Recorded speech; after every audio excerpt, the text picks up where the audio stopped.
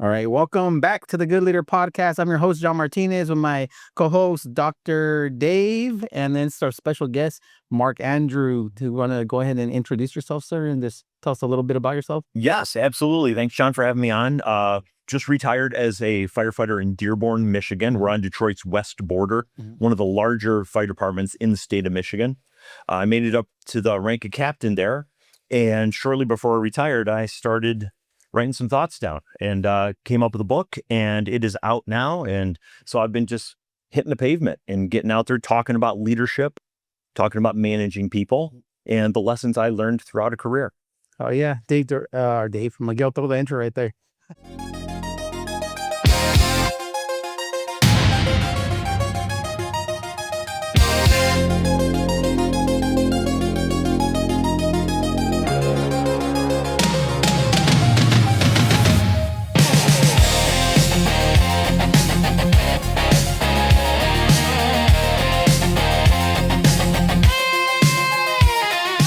So that was the big thing I liked, that when me and you kind of talked a little bit of like our messaging, and from your point of view and what I heard from with Steve from the Peace, Power, and Purpose podcast, was that leadership part. And it was a lot of the stuff that I try to echo to the guys too, because I was also a captain in the police department. I said, a lot of it is, I think the big point you touched on was letting the guys like not micromanaging and kind of learning to like let them kind of like lead. You're creating leaders instead of trying to like make people just do what you want to do, which is not, to me, that's like, it's not that it's a terrible form of leadership. It's just not the best for trying to create like new officers and new firefighters, because they're not thinkers.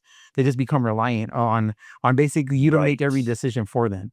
I 100% agree. And I didn't write the book to rewrite the entire conversation on leadership. These are all tried and true tested theories of leading people and managing people, whether it be textbook stuff, whether it be just the real world talk about empowering your guys, giving them some ownership. Lots of podcasters and leadership speakers talk about the same thing right now. I just wanted to be able to frame it from the anecdotal example of here's one where I saw that did not go well. Here's one where I saw that did go well. Here's the lessons I learned. Here's how I would apply this to this different management theory. Here's how this thing I learned in the textbook worked out in real life. Yeah. And so I come from I wrote the book as a kind of an anecdotal based account of a lot of those common leadership things, like I'm sure you guys already know. Yeah.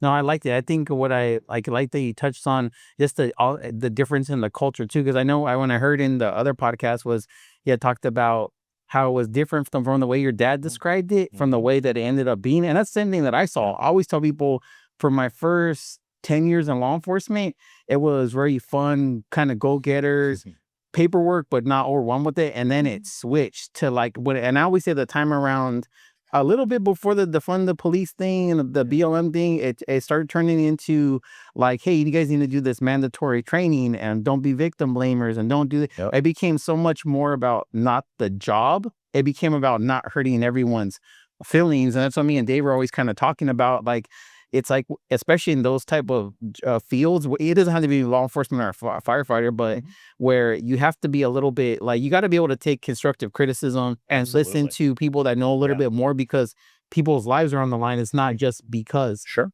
So I don't know if they're right. And I'm sure you see this as a small business owner too. We're hiring kids nowadays, and it's a different challenge being an officer, because they're coming in with the different skill sets. They're really good at computers. They're really good with media. If my patient report computer breaks down on a call, he's going to know how to tap into the wireless card, Bluetooth it to another device so we could send it to the doctor and get our reports done on time. I'm not exclusively getting people from building trades or from the military like we used to. So there are different skill sets, but there is one thing we're running across, and that's sometimes you're seeing a certain small limited portion, not painting with a broad brush, but some kids that maybe haven't been told no a lot in their life. A lot of kids that maybe didn't play sports. We're getting less athletes. So we're having to pick up more of physical training in the job. So when I started, a lot of the times we would tell our young guys, I don't want to see you in the gym for a year because you got to learn the books, you got to learn the streets, you got to learn the rules and the regs, you got to learn these rigs. We're now past that. Physical fitness is becoming way more important of a job because the call volume is so much higher. You got to be fit. Yeah. And some of the kids, that's an area where they need that helping hand. Yeah, one of the big things I always get told to talk about, and I'll talk about it here and there, but they always want me. There are always people, especially other first responders, be like, talk about the fitness and being a first responder, because they want me to basically go in on how a lot of it is, and I'm like, well, I said there. It's kind of like you said. There's people that have talent in other areas, but if they don't have the physical ability to do the job, it doesn't really matter how talented they are, because they may never get to that point where they can actually make a difference. And that's where, especially, I don't know, law enforcement, I think it's the same and different, where I used to tell guys, I said, your presence is the first thing. I said, like, if you look squared away and you carry yourself a certain way, you can alleviate a lot of problems. And, Dave can probably put in his experience about that, just about having a good presence and confidence. But if you don't, and you look like you don't work out, you look like you don't know how to carry yourself, you look like you're looking around for what's going on, it just invites. And I've seen it. I've gone to calls where, like, me and another guy would get off the car and we'll see literally the officer getting like almost like punked, or the guy's just up in his face. And then we'll walk up and be like, what's up? And they'll be like, oh, like, because they know it's like there's a different demeanor. It's being smart. It's being like kind of knowing they've like, hey, this ain't our first rodeo. But physical presence does actually count for a lot. I mean, it's the first thing that people will actually take in about you at any approach. Yep. Right. And that's what I find interesting to have learned about. And I've learned about it through that new social media internet age we're in, and it's like this in law enforcement, and it's really like this in the fire service. Every single fire is going to have somebody on a street videotaping it. So every time we would go to a building fire, I've got footage to just review on social media. Another department has a fire close call. We could just tabletop that exercise in the fire station. Whereas before, when I hired on, we were the occasional grainy VHS cassette from the 70s. And it was always the same one New York warehouse fire. Yeah. Now we've got endless amounts of scenes to be able to learn from. And I see that all the time in law enforcement. And I'm shocked how many times, just like you just said, there'll be an officer getting out of a car, asking somebody what's wrong. They're thinking it's a mental health thing. They're trying to do the right thing. They're trying to de-escalate. And this person just overpowers an officer. And before you know it, they got their hand on their gun. Yeah. And then it's never going to end well. Yeah. And you just wonder if maybe we can be better with the physical presence. Oh, yeah. Would that have an effect? I think it definitely would. I think, one of the things, and this is not that I think the hiring process is wrong for law enforcement, but I think sometimes, at least back when and you could probably attest to this, because I heard you talk about a little bit the same, it was kind of like, you're kind of jumping through hoops to get in the fire department or police department. They want you to prove yourself, right? It's like, and so I saw that's how it was for me, right? Like, we're going to the test, and I think, and he said something that I remember fondly too, just hundreds of guys trying out, all the time. Hundreds. And it was, but now you're like, when you talk to people about being a firefighter, police, you don't see that same desire. So now it's almost like, well, it's not that there shouldn't be scrutiny, but now you kind of need to be like, okay, do I have candidates that I can maybe work with that will actually become good police officers, good firefighters. And I've kind of found that it's usually the ones that you don't expect that sometimes become the better ones. That mix of school and street smart. Absolutely. Academics, I try to say this all the time, like, academics does not mean you'll be good at so-and-so job. And being the strongest guy. It doesn't always translate. There's always a balance. Yeah, there's definitely. And I just heard that yesterday in the thing for how they select the Delta Force candidates. It's about about the way they compose themselves, the way they hold themselves. That's more important for them. Real, yeah, absolutely. In fact, Jocko Wilnick and Leith Babin talk about this a lot in their seminar. When they are doing their BUDS training, somebody who gets through it easily and is just a physical specimen, blowing everybody out of the water, but has something with his attitude that they don't trust.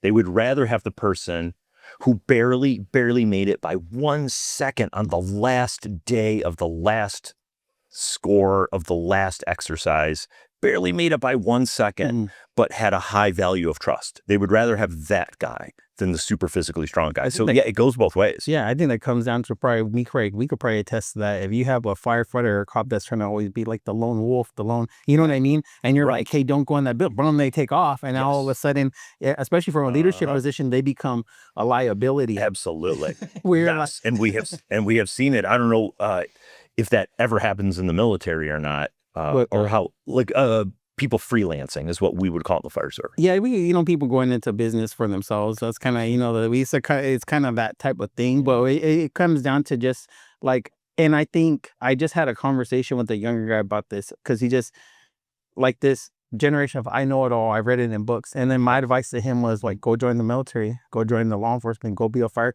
go do something, because you're talking all from the context of reading a book and from not really doing it. Sure. It's like telling a person how to drive a car, but you've never drove it. Well, this is where like the anecdotal comes into play a lot more than like a textbook, and so that's what, when you really want to actually develop somebody as an individual in like maybe a leadership role or something like that, you want the sources that have the anecdotal sort of instances that they can relate, because it does make it more human, a little more personal, and you can take into account situational awareness. Absolutely, because Dearborn has got a large industrial sector. It has for 30 years, between the 30s and the 40s and the 70s, was the largest automobile factory in the planet. Oh yeah. So it was the one plant. Motor City, Detroit, Motor City. Yeah. So there's 30 of them around, and Dearborn's Ford Rouge plant was making Mustangs, or now they're making F-150 pickup trucks. But there was a time in the 50s, 60s, 70s where they made every single component. They made the engines, the frames, the bodies, the doors, the hoods, the fuel tanks, the wheels, everything. And then the final assembly was right there. So it went from iron ore to a car. And so that sprawling complex is still there, although it's been pared down a lot. And it means so much if you're a young firefighter and you've got to crawl into this greasy machine that's on fire, and we got to find the right pathway, the right nook and cranny that we can maybe head this off before it takes up 6 stories.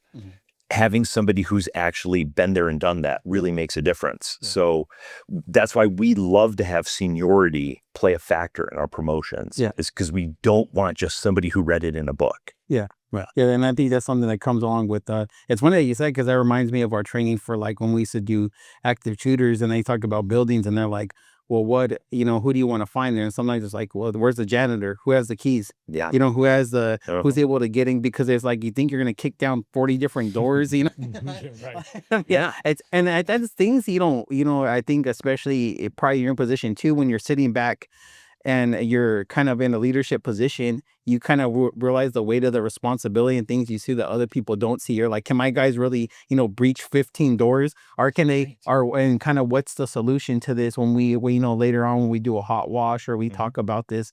And that's a lot of where you kind of have to ponder in your head, like, okay, there has to be a better way. But sometimes, I try to tell people, it's like, there's no way for every scenario. Probably the same with fires. I'm assuming the same way to say every scenario is going to be this way. It's not. Every scenario is always like different. There's using commonalities in it, but there's always things that are minute that then like, damn, this shit ain't never happened before. Yeah, exactly. And there certainly are commonalities, but yeah, just different things happen. And I've heard this said so many times, and I've seen other SEALs and Delta Force guys talk about this. When stuff goes wrong and you're really caught in the middle of a dangerous situation, Hollywood is completely wrong. You're never going to rise up and overcome the situation. You will sink down to the level of your training. And so training means a lot. And I had that happen to me just last year before I retired. Me and a young partner go into what we think is a routine house fire, where the caller saw the owner go in, and then all of a sudden there's smoke billowing out. So we think this dude's overcome by the smoke. So we're gonna go in. I see a ton of smoke coming from the upper floor. I happen to have the helmet cam, so I got some really good footage of it. And then we open the front door. We look, all right, there's fire in the living room too. So, but we know there's a fire upstairs because it's just black smoke chugging out. It's coming at every corner of the roof. but there's a decent glow in the back of the living room. So we're thinking, all right, well, maybe something snuffed itself out here and burned up the stairway. And so we get in, I'm searching for the guy, he's hitting it back here, and the fire is getting more orange, not going out. And he's hitting it. And then all of a sudden the ceiling just gets black and starts to sink down. So now we recognize, all right, it's getting a little hotter. Let's hit the ceiling and get that smoke to cool down so it doesn't flash on us. And we knew from our training, we can search a little bit, but we're not going to always go deep into the room. We're going to keep the door behind us. Yeah. And so we're only in there 3 steps, and I'm in there a total of 38 seconds. And at about the 25-second mark, we said, yeah, this is not working. Yeah. This is way too much fire. Let's get out.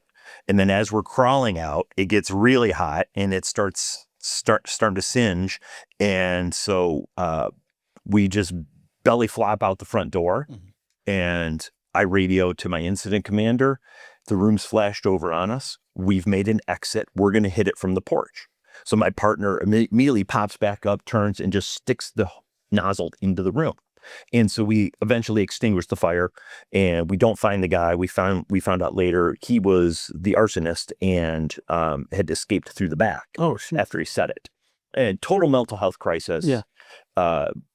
We even reached out to the prosecutors to see if we can get this guy some help.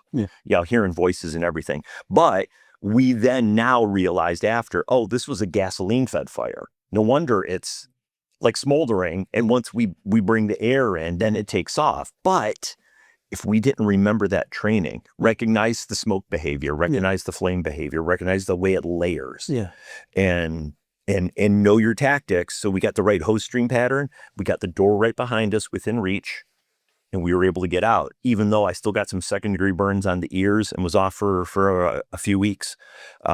It could have been worse had we not had that training. No, I believe. I just saw a video where he wasn't a firefighter, but a guy, he thought his son was stuck in the house. His son had went out the back door. He went in and ended up getting killed, got smoke inhalation in his lungs, and ended up finding him. Yeah, and it sucked because his son had gone away. But in that, and I try to tell you this in the chaos, and you know that how it's like the way I used to describe, because I've had young guys ask me like, hey, how is it to be a cop? I'm like, okay, well, imagine that, and see that intersection. Now imagine that that semi rams that car, T-bones it, blows out the water. Everyone's standing around looking, and you have to come and figure it out. And that's how I feel. It feels chaotic, and you have to somehow like push all your emotions down and say, okay, now what's the path forward? And I think that's helps build, for not everyone, but for a lot of guys, that kind of solution based mindset. We're always looking for like, a fago, how they always say, men want to be fixers, and it's like, well, that's where it comes from. It's like, we can't focus on what the problem is. Like, what's the solution? Like, how do we move forward? And sometimes we're not fixing the problem. We're just mitigating it for a little bit. And, that happens a lot. But it goes back to just that job experience.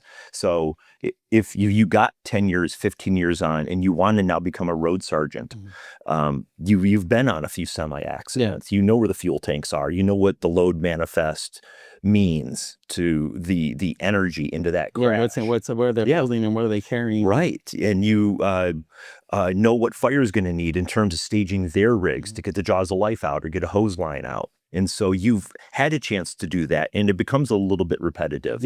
And then so, like you had said at the very, very beginning, you had said, if you have that confidence, your crew can trust that they're safe. And that's everything, because now they don't have to second guess their safety. They could work on their task. The guy could work the nozzle. The guy could work the jaws of life, because he knows I got a set of eyes looking over the whole scene.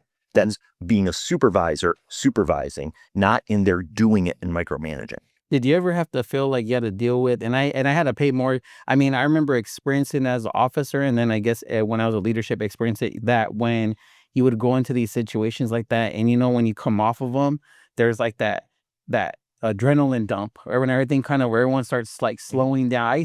I the first time I ever experienced, I always tell you, was like it was a guy it was a suicide, and I remember being at the gym and just felt like everything was so loud, like everything was so like my like I was almost like couldn't focus, and I was like, what's the matter with me? And I realized I think it's just like your senses and everything have gone so up, and then when you're trying to come down off of it, you're trying to come back to normal. And I try to explain people that I said it's a weird, when they always kind of talk about why do, I guess, first responders or people that have been in like chaotic situations have like, whether it be PTSD or stress issues. I'm like, I think it's a lot of that going up, coming down, going up, going down. But then at some point you think it's normal. Yes. Now it's different on the fire side because when it's a fire or a Jaws of Life type thing, they're legitimately fun things to do because we know I've been practicing this for how many years. I'm ready to do it. Now I get to do it. Yeah. And a person really needs me. Yeah. So now I'm being called into action and it's going to have a real effect. Yeah. So the adrenaline for us is so real that if we get a house fire at midnight, there's no way I'm sleeping the rest of the night. We come back at 2 or 3. I can't shut that off. Yeah. So when I talked about the burn injury, I remember the nurse goes, "Do you want me to talk to the doctor about your blood pressure?" And I said, "Why is that?" She goes, "Well, it's kind of high." And I said, "Oh yeah, I got burned in a house fire, and we had a victim, and it was really chaotic and exciting, but my whole crew actually worked as a team because a lot of times half the crew misses it because they're on a medical run or they're going on a false alarm on the other side of town. Here we had the probie with us. We had some experienced guys with them. Everybody got to go to work. Everything we planned on and trained for went according to that plan. And so it was such a good scene to be at, with the exception of it flashed over and that was the limit of my gear. Yeah. But that adrenaline just doesn't come off. Yeah.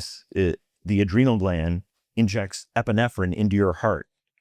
Yeah, you're just there. And it just does it. Yeah. And so, yeah, I'm trying to tell listeners, no, I'm completely fine. This is going to do this for a few hours. Yeah. It's just what it is. It's not a switch. No, it's no different than I injected epinephrine into my body. Right. Yeah. I would just have to wait 4 hours. And I think that comes back, I like what you're saying too about your whole team working together, because I try to explain that too. And I think that comes back to the trust factor. And I used to, my boy Torres, me and him were really close when we were officers. And I used to tell that people, I said, if you have a really good group of guys and you're working together, you feel like you could take on any obstacle. Like, not that obviously you're not dumb about it, but I don't want to say you don't fear things, but you're just like, bring it on, because that's what we're ready for. Yes, absolutely. I would say the bring it on is like that. And I've heard so much it's like that in the military as well. Yeah. I do like you had a prior episode. Oh, I'm forgetting his first name. Mr. Reyes. He's an MMA fighter. Yeah. Michael Reyes. He said something that was just so brilliant. He talked about just the pressure. Yeah. Pressure can make diamonds. Yeah. But it could also crush you. Yeah. So you could have it mold you into something good, or you could have it crumble you to nothing. Yeah. And so that calm presence on a scene means a lot. Yeah. So I worked with a few guys, we called them the screamers, because he would just get off the rig. I need a whole sign over there. I want a ladder on this side. And I'm going to need 2 ladders back there. I need the truck over here. I want this guy doing the hydrant. When he easily could just say, hey guys, follow your training. I'm going to go walk around the house. I'll meet you back in this spot in about 1 minute. And then they would just deploy their tools. But how we important? we would just have guys screaming and yelling. How important would you say? I like that you said that. That's one of the reasons I was trying to, I wasn't trying to cut you off in this, because I had a guy tell me that too, where he was like, you're always like calm. And I said, well, it's not that I said inside I'm thinking, but it's calm because, like he said, I feel like that does more for the guys, because it kind of shows like you're not overwhelmed, so then they don't feel overwhelmed, and it allows you to kind of like keep it keeps a calm presence about what's going on, even in the face of like adversity and things like that. Yes, that was something I worked on when I was a junior guy. So I had the ability to focus on it when in year 15, I was getting promoted to lieutenant. Yeah. If I got promoted earlier, I might not have been ready. But after 15 years, I had been working and training to be the calm guy. I wanted that as a goal. And so it was all just training and preparation, going and doing the mental gymnastics. If we get a fire in this building, we get a fire here, we get a car that rolls over that in this ditch. Where are the tools located? What tools do I like to deploy? Where am I going to want the first responding rescue to go? Where do I need the ladder truck to do? These are things that were already pre-prepared in my head. So I had one helmet cam video get a lot of shares on Instagram, and yeah, the fire was going really good, and we had an idea where it was at, but I think it might be a basement fire or that is gone upstairs as well. And so I asked the first arriving officer, are you thinking this is a first floor or a basement fire? He goes, it's definitely a basement fire. I said, perfect. That's all I need to know. Which one do you got? He goes, I got the basement. You take the first floor. Perfect. I turned to look at my partner, and I said, hey, Marcus, we're going in. You grab a line. I'll meet you at the door. I didn't tell him what line to pick. I didn't tell him what direction to stretch it. I didn't tell him what size of hose to get. He saw the house. He saw how much flames we had. We got 3 choices of hose lines. I trusted he was going to pick the right one. And then I just went into the front door, started shouting for the guy. And then we went in and were able to tackle this fire. But somebody posted on Instagram in the comment section, wow, this dude talks like he's ordering in a restaurant, which is kind of what I'm going for. And we have an officer I work with named Ken, and his line is, when I'm at a fire, my goal is to talk to you like we're at the kitchen table. Because that's our thing at the station, is the kitchen table. Yeah. No, I think that makes a big difference, just that calm presence. You know, that's one of the big things me and Dave are always kind of emphasize on, is just that kind of that mental narrative. What are you telling yourself? And kind of going into things, trying to be successful, and kind of and having that, like you said, we're having the training, which allows you to have the confidence to be successful, which I think plays a big part in how things are. And I think one of the reasons, at least for in law enforcement, where I see the guys struggling a lot right now, and you see, like, to me, there's a lot of, I don't want to say there's a battle in the ideology of what's going on in law enforcement right now, but there's so much negativity that you see some of the, I've had officers where they're like, well, I think I won't really, get involved in stuff right now, or do things. And I said, well, if you do that, I said, can you imagine being an officer not getting involved in things till things simmer down? Of course, I said, what kind of officer are you going to become? You're going to become lazy. You're going to become complacent, not proactive. You're not going to think training is important, all because people are getting offended by what you know that you're doing is right. And he kind of looked at me, and I said, you have to do, when you get into this job, you got to understand you're not going to always be liked, and people are not going to always understand. And that's why I'm a big on the social media. Like, I'm always like, go be a cop, be a firefighter, join the military, like, go do it. Yes. Go do it, and then come back, and then let me, and then I think you have a different perspective, where you at least been, it brings, I think, humility if you let it, and it brings perspective and lets you learn a couple things along the way. Right. And that type of,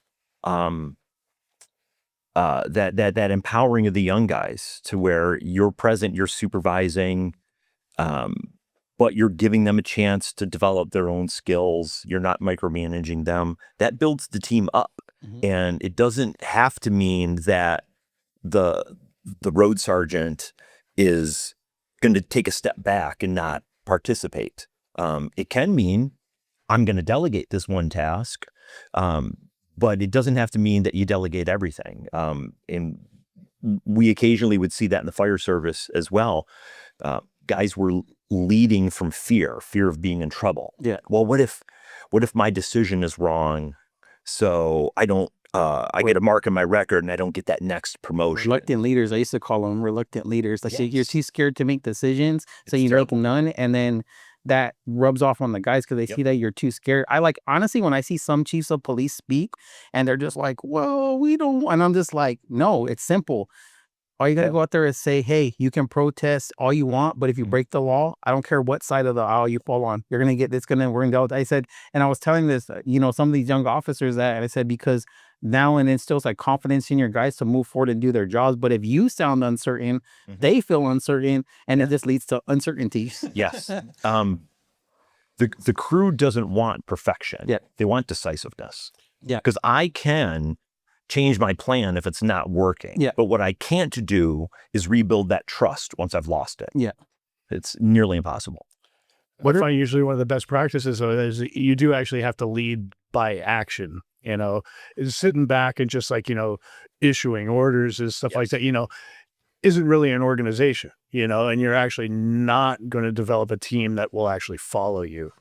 Absolutely. So if you are one who actually can initiate action, then, delegating doesn't even really have to become something that you actually specifically have to do a lot of times. People will actually follow your lead, and they'll know what they need to do in order to back you. Yeah. They already bring that up because talked about, like you said, like everything in the gym you'll do from like helping out cleaning up to with the members and anything like that. And it's little things like, and I also think it's good for leaders to do that because it helps keep we're all human. So it helps us from getting, you talked about this one in the other podcast where you said, where you become almost you're in their office and now you're not part of the group anymore. Right. So you don't have that connect where to me, I still get like when I used to go to the range and qualify, like I would still go out there and pick up brass. I would still go out and do all this stuff. Cause to me, that's things that you have to do to continue have that like, hey, yeah, I'm the leader in this position, but I'm also, I'm one of you guys. I understand how it feels. Yes. Cause if the job of being orderly, organized, teamwork means something to you, it'll mean something to them. Yeah. But if they constantly see the boss stepping back in the office or after a scene, going and having a smoke break, then they're going to see, well, I can't wait till I get some beers on and then I could take a break. Yeah. Whereas after a fire, if we're all picking up hose together, it's not only sending a message that it's important that this job gets done right. It's also sending the message that that I care. What do you think was the most impactful, maybe like call or thing that you learned in your career that kind of because sometimes people think like, hey, tell me your coolest story, and that's I always thought it was like it's not always the most impactful. Sometimes it's a weird thing for one of the most impactful is actually in the first chapter of the book. Do you guys have a language? Explicit language. I mean, we do. Right. I really, it's almost comical. I don't swear in regular life. Becoming a father was just the greatest thing I've ever done. Yeah. And I enjoyed it so much that I just kept that mumbly Yosemite Sam like fake swearing into my regular life for throughout yeah. So I would do that throughout the fire career, and I would just be known as the guy who would say "dang it" all the time. But one of the things that absolutely molded the type of officer I wanted to be, and it's a story I tell in the book. We go to a semi-truck fire on the freeway. Mm-hmm. The lieutenant is new. And he's a nice person and he's trying hard, but he's been struggling with decisiveness as an officer, struggling to find his place on the crew, struggling giving orders, struggling knowing what our jobs were as paramedics because he wasn't a paramedic himself. And the driver of the fire truck was about 3-4 years senior to this guy and got passed up for lieutenant a couple of times. And so he's still a driver of the fire truck. He's not an officer yet, but he wants to be. And he's really good at the job. Street smart, blue collar kind of a guy, but he's just kind of stuck behind that written exam right now. And it's not a bad thing. Yeah. We need people to know this information. So books are important. Yeah. And it's needed data. You got to learn it because this is also the job. But he was coming from a real just street smart blue collar aspect of it. So we pull up, the semi truck's going, and it's not just the cab, it's starting to get into the cargo.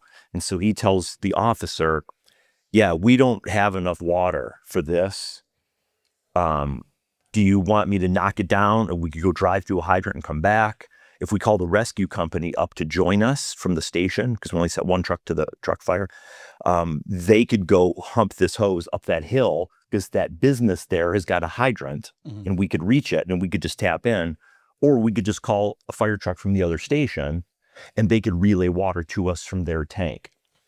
And the officer pulls out his old flip phone from the flip phone days. Mm-hmm.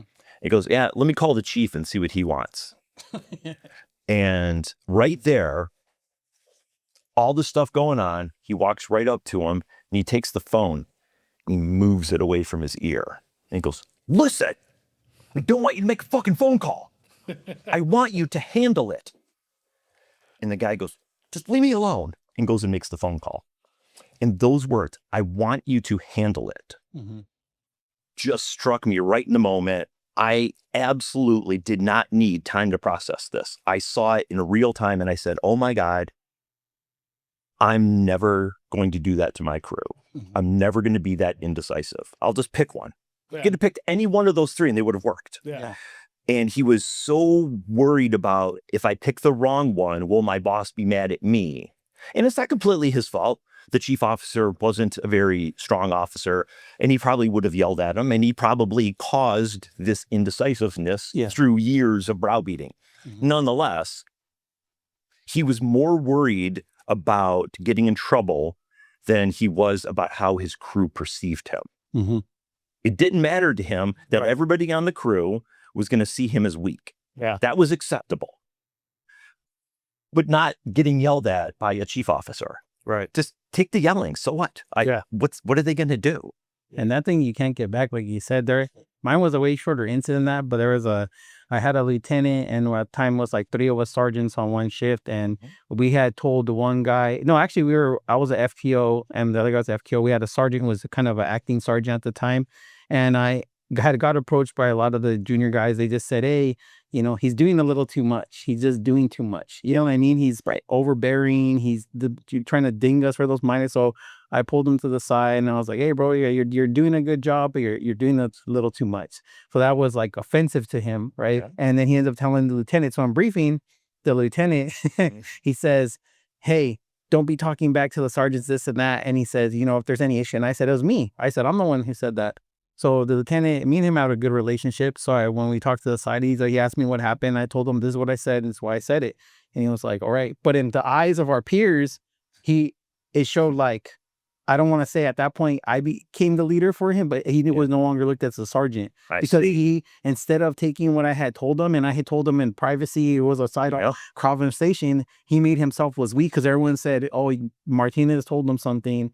Now this is how he's acting. The lieutenant had to come in you know what I mean? And then that perception kind of followed him for a while. And it wasn't even on purpose. It wasn't an on purpose thing. It was just more like, I wasn't telling you to, discourage you or say you're doing, but like you said, once you lose that, it's very hard to gain that back because like people perceive you, especially in that line of work, it's you're looking for people to like lead and to like be decisive. Yeah, exactly.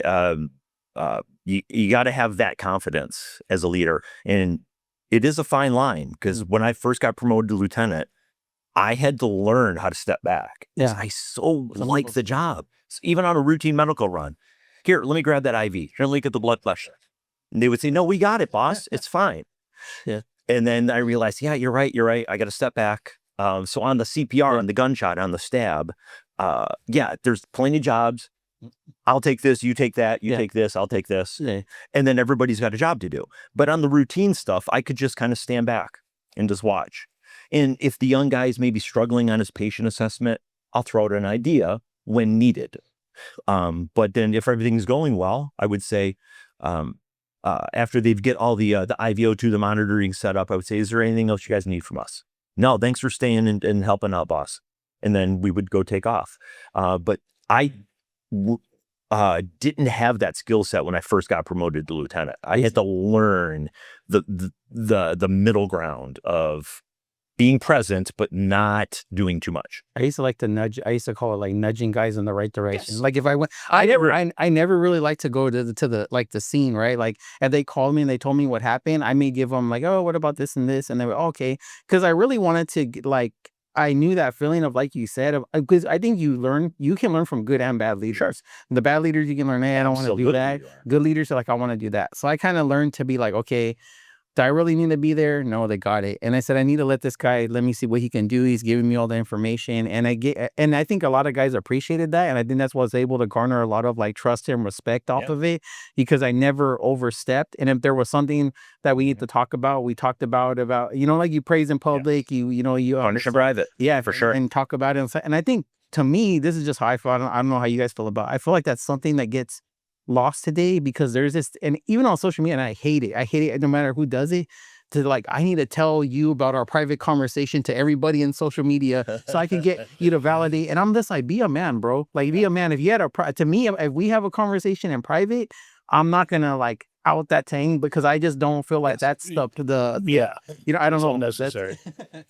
No, there's another value. What the people like say I have here is allowing them to be decisive, because you can also, in the chain of events, teach them ownership. Because not everything goes exactly the way it was planned when you make a decision, all that sort of stuff. But you can say, hey, look, maybe this went bad, but what can we do to fix it? you know, and it's like I say, well, you don't get hung up on where it went wrong.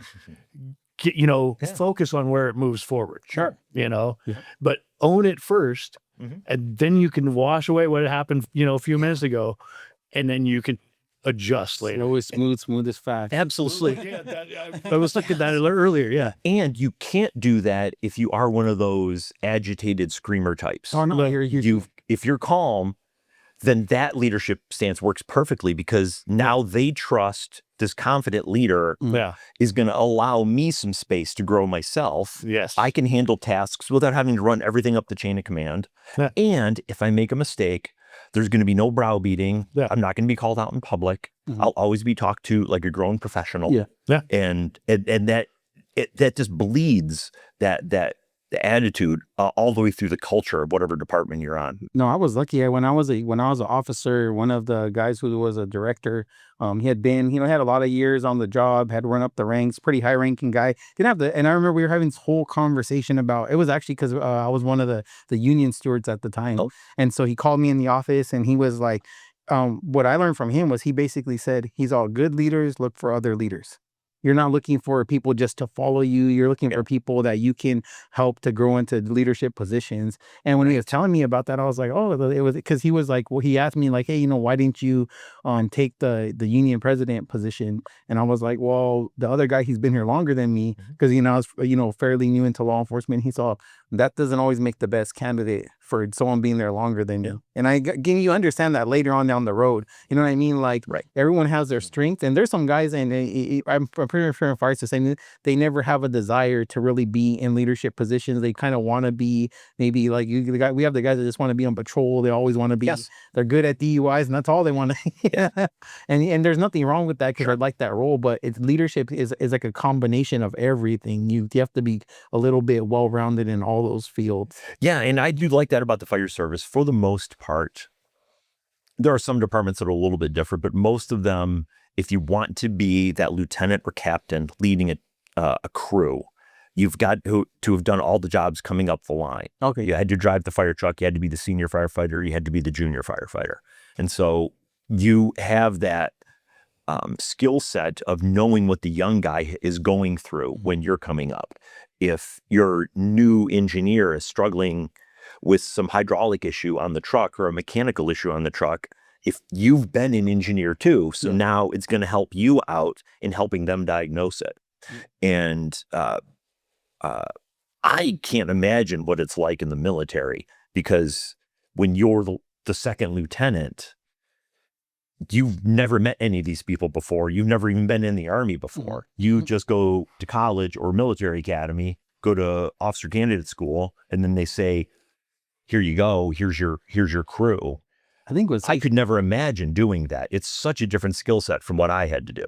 I think what saves some people like me, like when I was in the Army, the NCOs, which were like the guys that already had been in the military, you listen to the lieutenant, but the ones with the experience are the NCOs. They're serious. They're the ones really running the show. And if you have a good lieutenant, he understands that they're running the show, and they will consult with them, this and that. And you understand, hey, you respect the rank, you respect that they're your lieutenant for your platoon. But the NCOs, the team leaders, they're the ones really running shit. The E4 Mafia, we used to call ourselves. They're the ones that have been boots on the ground with everybody from the beginning, and they already built that trust. I have that line in the book. I talked to a couple of retired officers in the Marine Corps, and they had said, it is taught to us right in officer candidate school. The first thing you say when you get to your crew is, Sergeant, what do you need from me to help you do your job at the highest level? You're already doing a great job. I know your reputation. The whole new sheriff in town stuff never works. He used to call it the moving the office furniture syndrome. Like, someone gets into an office, they're like, I got to move shit around. God, before I was in the fire service, I worked at a company, and 100% of the branch managers, it was an airline. Every single time, rearrange the office furniture. Just to say they're doing something. It's some psychological thing to like say I'm changing things around. I don't know why. One of the things I wanted to touch on, what do you think about with the mental health aspect for a lot of first responders, police, and firefighters? Because I see a lot of, I don't know if it's just me, I don't know if you notice in your career, a lot of guys seem to be struggling with that more. And in the law enforcement side, I always tell guys the same thing. I'm like, don't drink, get plenty of sleep, and understand like your professional life and your personal life. If one of them's chaotic, it's going to cause a lot of issues for you. And to me, personally, I always tell guys like you need to have some type of. I think anyone, whether you're in the military, first responder, nurse, whatever kind of thing you're doing where you're serving people, if you don't have faith, I feel like it's going to bring out some faith in you because you just see so much, Sure. things that something you're gonna learn to feel something. Yes, there is certainly a grounding to having some faith. Yeah. It provides you a center. For me, it's always helped to believe that there is an afterlife, and then people are going to a better place. Mm-hmm. So it is how I helped manage the stress of when people didn't survive whatever medical scene we were on. Mm-hmm. I always took solace in knowing that our efforts in trying to bring them back Mm-hmm. lets the family know that they can have the closure of knowing everything that possibly could have been done was done. There was nothing, no stone left unturned in trying to bring your loved one back. Mm-hmm. This was just their time. And so they can now move forward with their lives knowing that we worked our hearts out. Mm-hmm. And so me providing that to these families helped take the tragedy away from it. Yeah. But in terms of mental health, I've always wondered, is it more mental health issues we see in first responders now? Because I know the call volume is higher across the country. Mm-hmm. In the 70s and 80s, my department was probably doing 5,000 runs a year, Mm-hmm. and we're doing 18,000 now.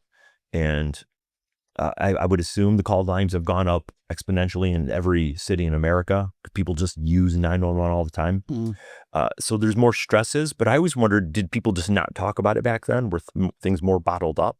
I don't think I mean I tell people my experience with one of the we had a guy that got electrocuted. We did CPR on him, and I always describe it to people because I think you talked about it too. I don't know if you talked, maybe it was you talking about like a soul, like when I don't know if you've ever dealt with someone. You feel this is the only way I can describe it. Steve had brought that up. Yeah, Yes. yeah.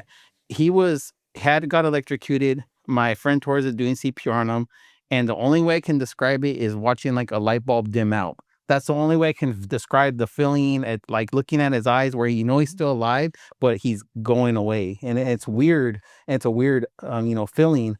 And I remember after that call, and this was like 10 in the morning. We immediately just go back on the road. Don't get told anything about it. Never got talked to about it. Our lieutenant, I don't want to speak ill of the dead. He's not around no more, but he didn't do a really good job about it. He wasn't the greatest lieutenant, and a lot of it was like, oh well, this is your job, and that was literally it. So I made a pretty consolidated effort to when I was in charge to not be like that because there was a lot of time, and it's not that you're trying to just sit there and like, hey, I think you kind of mentioned it, having time to process what's going on, Yeah. but also acknowledging, hey, something happened, if you need to like talk about it or whatever or something, but Sure. when you're ready, whatever, we can talk about it because. I do think it's the call volume, but I also think it's to me, what I saw, especially on the law enforcement side, was a lot of I want to say the time, a lot of the BL and the riots kind of started down. Like I saw a lot of officers in conversations and group chats and a lot of that stuff express a lot of anger towards the public because they were kind of like, all the things I've done, like not in this like, not like I'm better. It's more this like I've risked my life, I've saved babies, and to be treated like shit. I saw like I don't want to say it almost became vindictive, but angry. You know what I mean? Of like, because now they were kind of carrying those things.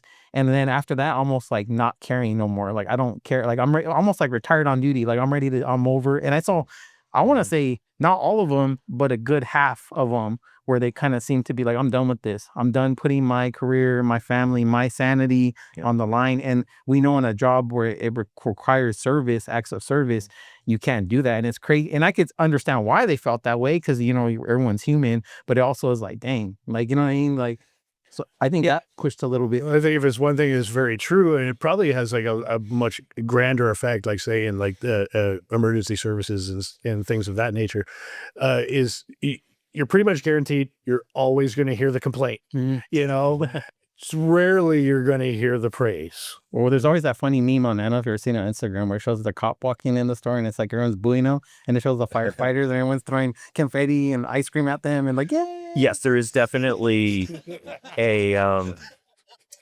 aspect of the job where people are happy to see us Yeah.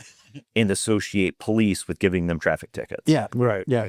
And it's so not that. The police are there to help.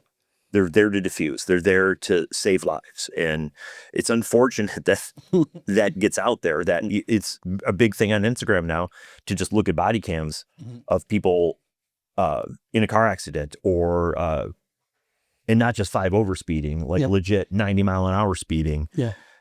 Just say, I'm not rolling my window down. I don't trust you. And to start screaming at a cop through a closed window. And then they're shocked when after 45 minutes of sitting in a traffic lane, not ever exiting their vehicle, they're not sure what's going to go on.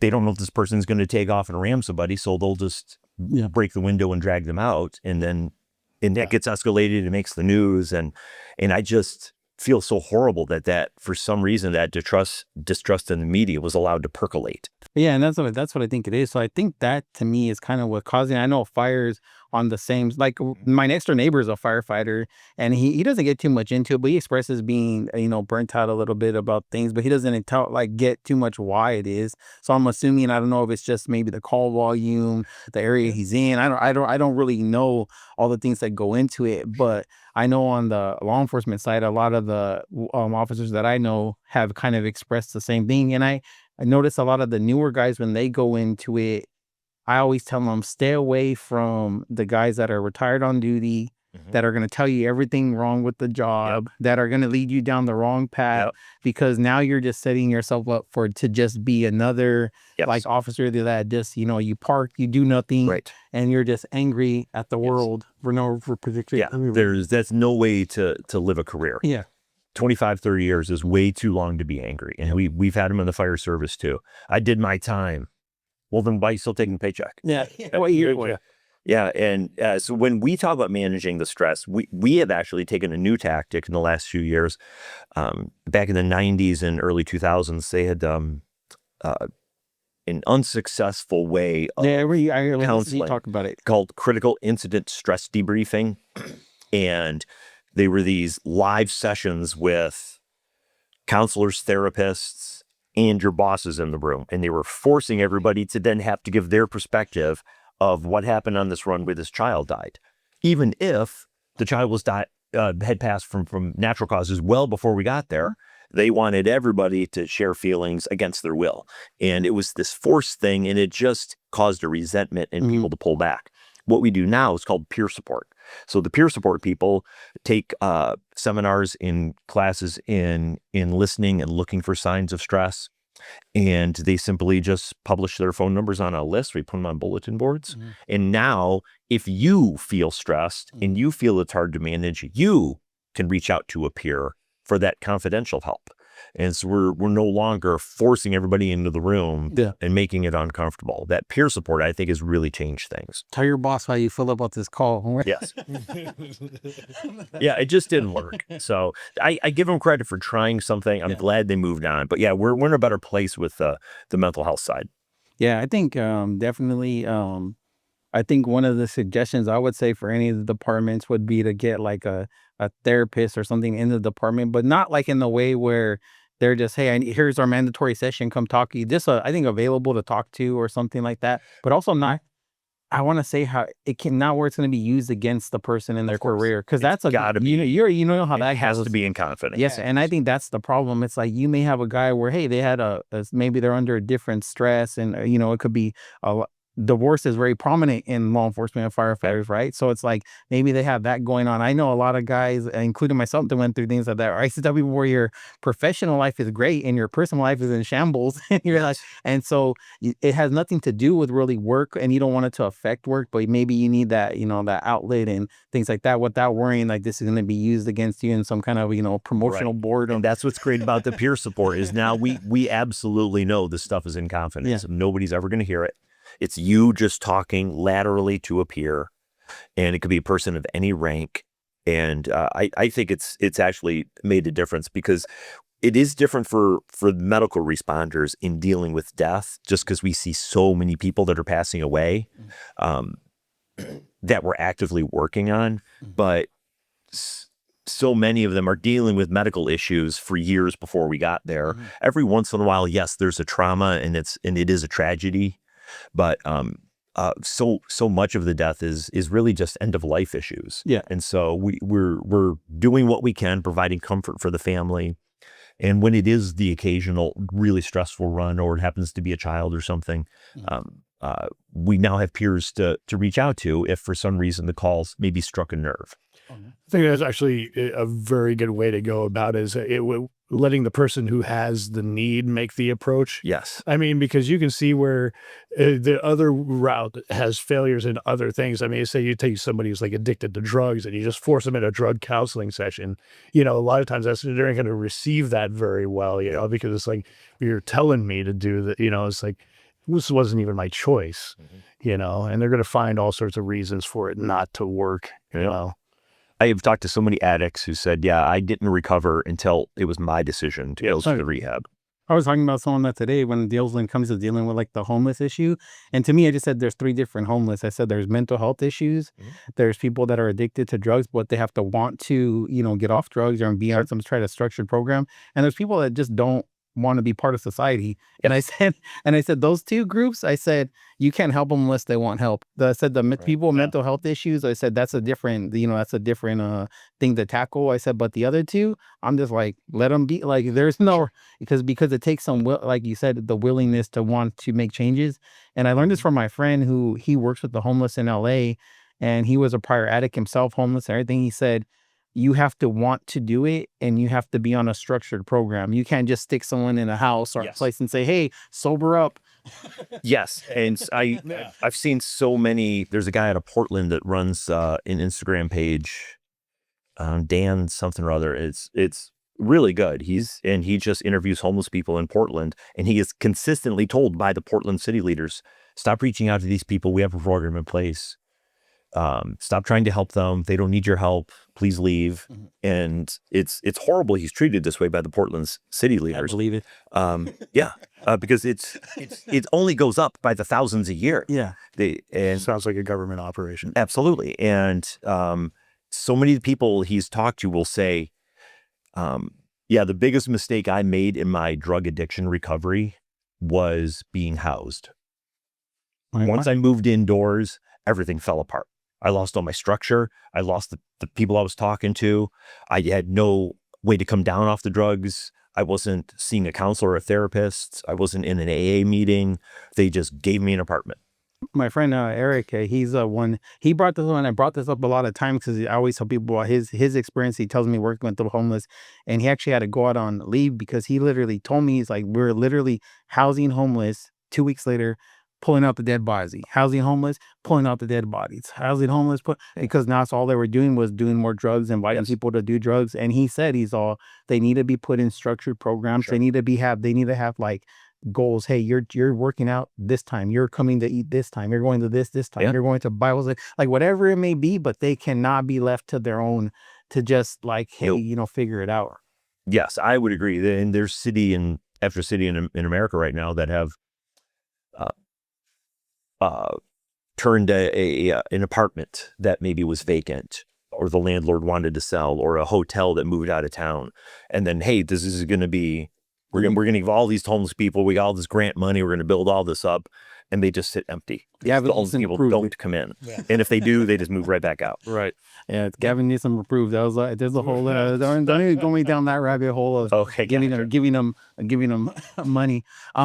Is there anything you want to say before you wrap up as far as the book and the leadership stuff? I really like that you're doing it. I think it's cool. I think a lot of, I don't like when I see military are fired too much, like, let's just bash everything. You know what I mean? I know that's a thing. For some reason, that's a thing too. And I like your stuff, and I like what you're doing, because it's more like, hey, these are my experiences, and hopefully you can learn something from it. And people do, and that's what we need more than we need to be like, hey, let me tell you how shitty I think this generation. Right. And like I said, I had some good leaders when I came up. I had a few bitter people that just hated the world. Yeah. And I had some people that just weren't good communicators. I had people that were either aging out of the job or that retired but still working mentality. So then we would go to scenes and then they would just say, oh, I'm going to step back and supervise you guys, go handle that. You talked about being there with your men, being there with the crew, because if they see you with them, they're going to know somebody's got their back, and that person's got job skills. That actually goes to the cover photo. The publisher had asked me, hey, I got a lot of rights-free photographs. Do you want me to put one on the book? I said, absolutely not. We're only going to use pictures of me for real at real fire scenes. So that is actually me with the axe chopping the hole in the roof. Awesome. Oh, yeah, that's cool. And the partner behind me is the one with the chainsaw. So I made sure on not only this scene, but dozens of other scenes like that, I'm going ahead of my partner. I'm sounding out that floor, making sure it's safe. I'm checking the smoke conditions.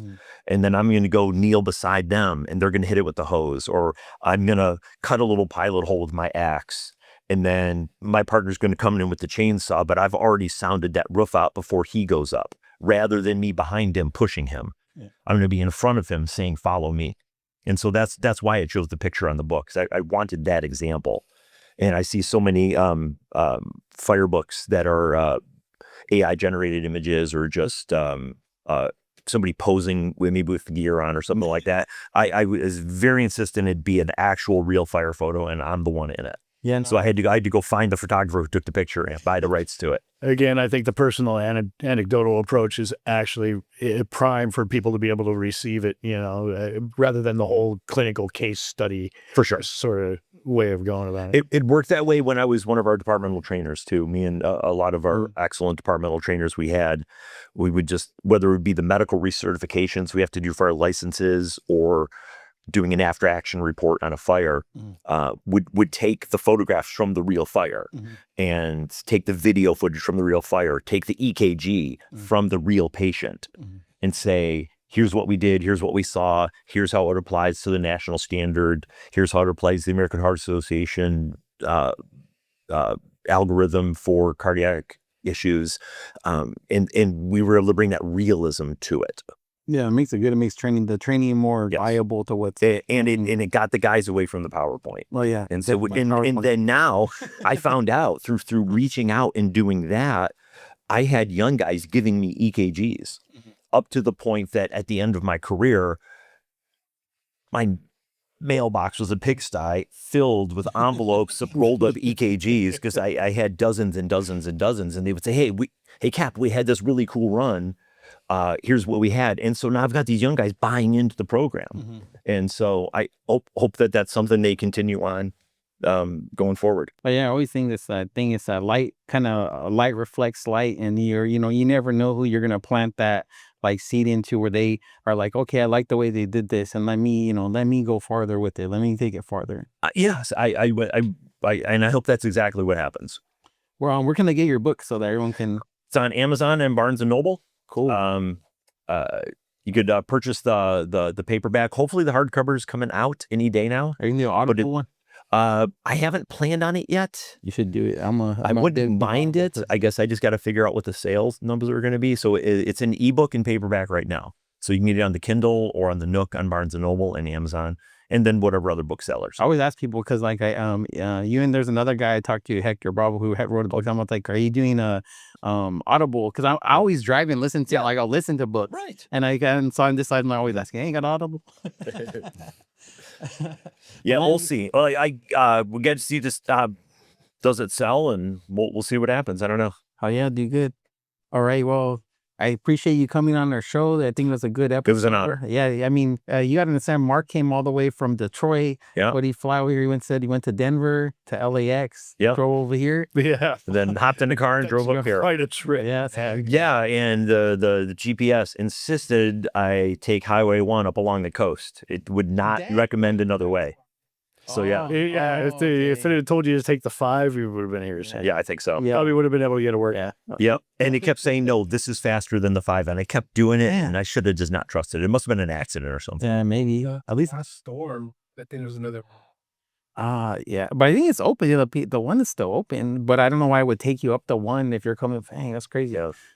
Yeah, it was. Well, the one is the 101 for the most part. Yeah. Right. The one where it washed out is up north. Yeah. Okay, cool. Shit. That was a good episode. Good episode. Follow us on the Good Leader Podcast. Like, comment, subscribe, and I'll link it to Mark's Instagram and his book and all that stuff, and we'll go from there. Shit, that'll be good. Good episode.